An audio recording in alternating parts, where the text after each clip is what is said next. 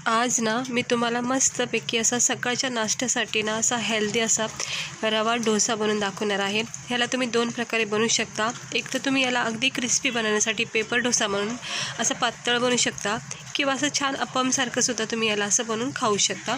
तिकडे बघू शकता किती छान असा हा आपला रवा डोसा तयार झाला आहे। तर चला बघूया। तर मी एका पॅनमध्ये ना 1 वाटी रवा घेतला आहे, अर्धी वाटी दही घेतली आहे, 2-3 मिरच्या टाकल्यात, कोथिंबीर टाकली आहे आणि तांदळाचं पीठ 2-3 चमचे टाकून घेतले आहे।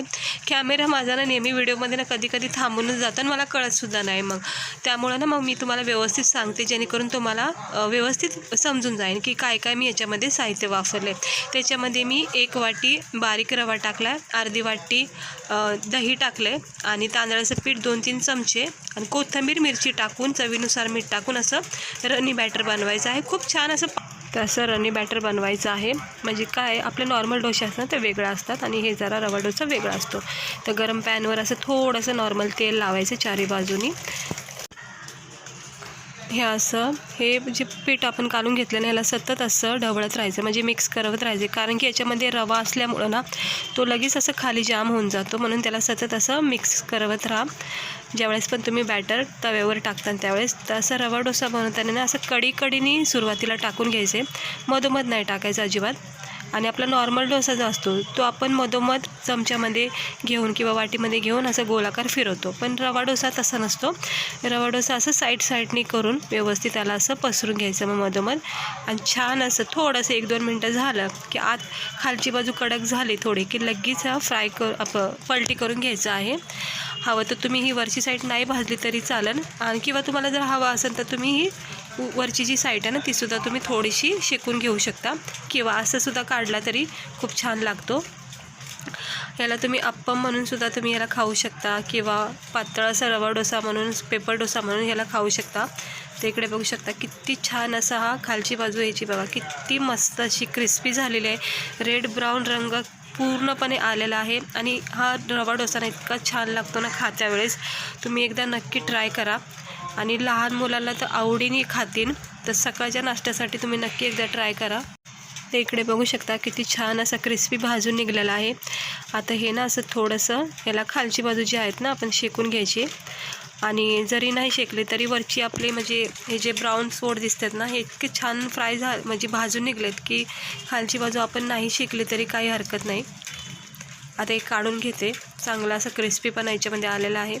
आता मी हलक्या हाताने काढून घेते, हे असं थोडंसं याला अजून थोडासा शेक देते, म्हणजे चांगला असा क्रिस्पीपणा येईल आणि नरम सॉफ्टसुद्धा हे डोसे राहतात खूप वेळपर्यंत। इकडे बघू शकता छान असं वरून क्रिस्पी आतून नरम आहे असा मस्त डोसा तयार झाला आहे खाण्यासाठी। गरमागरम असे सकाळच्या नाश्त्यासाठी असे डोसे बनवायचे रव्याचे, खूप चांगले लागतात आणि हेल्दीसुद्धा असतात खूप। हे बघा आता दुसरा पण बॅच टाकून घेते याच्यावर। हे बघा मी टाकून घेतला आणि मग तुम्हाला दाखवते। बघा याची जी जाळी तयार होती ना इतकी छान होती ना तयार, आणि म्हणजे बनला पण लगेच जातो, म्हणजे काही झंझट नाही, म्हणजे जास्त वेळ जात नाही।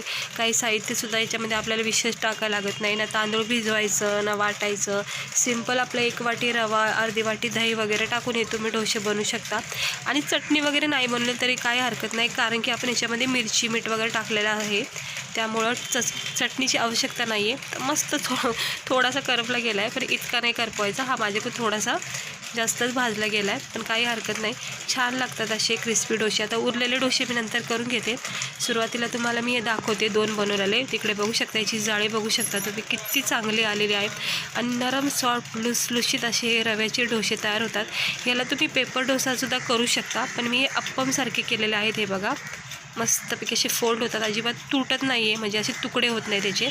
हे बघा पूर्ण अख्खा तसाच राहून गेलेला आहे, आणि गरमागरम असे डोसे बनवायचे, आणि चटणीसोबत जर तुम्हाला खाऊ वाटलं तर चटणी बनवू शकता, किंवा असेही हे खूप चांगले लागतात। सोबत फक्त केचप वगैरे घेऊ शकता, आणि लहान मुलालासुद्धा तुम्ही हे टिफिनमध्ये सकाळ देऊ शकता। खूप हेल्दी नाश्ता आहे हा रव्याचा।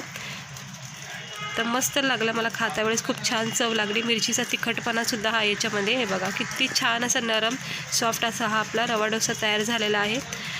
तर आवडला असेल तर नक्की एकदा ट्राय करून बघा, तुम्हाला नक्की आवडेल।